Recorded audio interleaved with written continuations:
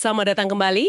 Oke, kali ini kita akan coba kupas pemikiran Kenichi Omae ya. Iya, menarik nih. Khususnya dari bab 12 bukunya yang terkenal itu The Mind of the Strategist. Topiknya strategi korporat. Betul. Sumber ini menurut saya unik loh, karena kan ini dari praktisi strategi Jepang langsung. Dan fokusnya itu kepikiran strategisnya, bukan cuma proses atau data gitu aja. Iya, beda pendekatannya. Lebih ke mindsetnya ya. Nah, misi kita sekarang, ini kita coba pahami bareng-bareng gimana sih Omae membedakan strategi korporat terutama buat perusahaan yang bisnisnya banyak gitu, terdiversifikasi. Apa bedanya sama strategi bisnis biasa atau model konglomerat? Siap ya? Mari kita bedah. Siap, mari. Oke, jadi setelah bab-bab sebelumnya kan udah dibahas tuh berbagai strategi bisnis. Nah, menurut Ome, apa sih yang bikin strategi korporat ini spesial? Rasanya bukan sekedar kumpulan strategi bisnis per unit gitu aja kan? Tepat sekali. Ome itu menegaskan ya, strategi korporat itu jadi relevan banget kalau perusahaannya punya beberapa lini bisnis yang beda-beda. Oke. Ini bukan cuma soal, oke, kita jumlahin aja rencana bisnis A, B, C. Bukan gitu. Hmm, Pertanyaan kuncinya itu, gimana caranya bisnis-bisnis ini bisa terintegrasi? Ada nggak sih nilai tambah di level korporat yang lebih dari sekedar gabungan bagian-bagiannya? oke. Jadi ada lebihnya ya? Iya, harus ada lebihnya. Ini jelas beda banget sama, katakanlah, perusahaan yang produknya cuma satu. Di situ kan, ya strategi bisnisnya otomatis ya strategi korporat juga. Betul. Dan ini juga beda sama model konglomerat. Nah, itu dia. Anda sebut konglomerat. Kayaknya Omai ini agak khawatir gitu ya kalau perusahaan yang bisnisnya banyak malah gayanya kayak konglomerat, terlalu fokus ke finansial aja gitu.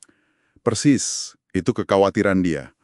Omae melihat konglomerat itu cenderung fokusnya cuma memaksimalkan kekayaan pemegang saham. Oke, shareholder value ya. Ya, lewat alokasi modal. Mirip lah kayak manajer portofolio investasi. Yang penting kan return finansialnya. Mungkin jangka pendek atau menengah. Mm-mm. Nah, sebaliknya, perusahaan terdiversifikasi yang ideal, kata Omae, harus lebih dari itu. Tujuannya bukan cuma pemegang saham, tapi memaksimalkan kekayaan korporasi secara keseluruhan. Jangka panjang. Caranya gimana tuh? Caranya, ya itu tadi, dengan menggali dan memanfaatkan sinergi antar bisnis. Sinergi, oke. Contohnya gimana tuh sinergi? Contoh konkretnya, misalnya, pusat riset dan pengembangan atau R&D yang dipakai bareng-bareng, kayak di Hitachi dulu. Atau jaringan penjualan yang terpadu, kayak di Matsushita atau General Electric.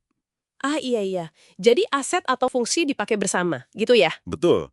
Kalau nggak ada sinergi nyata kayak gini, ya perusahaan terdiversifikasi itu ujung-ujungnya, kata Omae, ya cuma kayak konglomerat aja. Kantor pusatnya cuma jadi kayak manajer keuangan sama SDM, gitu aja perannya. Wah, menarik banget. Jadi peran kantor pusat atau HQ itu krusial sekali ya buat menciptakan sinergi tadi. Bukan cuma jadi bank internal perusahaan doang. Tepat. Perannya jauh lebih strategis. Selain aktif nyari potensi sinergi, terus mendistribusikan sumber daya bersama, kayak teknologi, atau mungkin brand secara strategis. Oke, Peran vital HQ yang lain itu adalah membangun dan menerapkan sistem manajemen korporat yang seragam. sistem manajemen. Maksudnya? Ya. Ini mencakup hal-hal kayak sistem akuntansi, cara evaluasi kinerja, sampai pengembangan SDM. Sistem inilah yang secara mungkin nggak langsung ya, tapi membentuk budaya dan nilai-nilai bersama perusahaan. Sesuatu yang lebih dalam dari sekedar angka di laporan keuangan, gitu. Paham. Jadi membentuk cara kerja bersama ya. Nah, ngomongin soal sumber daya nih, buat menjalankan peran strategis itu, apa aja sih yang paling penting menurut Omae? Saya dengar ada konsep Jepang yang khas di sini. Betul sekali. Ada konsep namanya Hito Kane Mono. Hito Kanemono. Iya, Apa itu? ini merujuk pada 3 sumber daya utama. Hito itu orang, Kane itu uang, dan mono itu barang atau aset fisik kayak pabrik, teknologi, dan sebagainya. Oke, orang, uang, barang. Nah, Omae menekankan ketiganya ini harus seimbang, tapi ada urutan prioritasnya. Dan ini yang menarik. Yang paling fundamental, yang paling dasar, itu hito, orang. Orang dulu ya, bukan uang. Iya, orang dulu. Nah, ini mungkin pandangan yang agak radikal ya buat sebagian orang.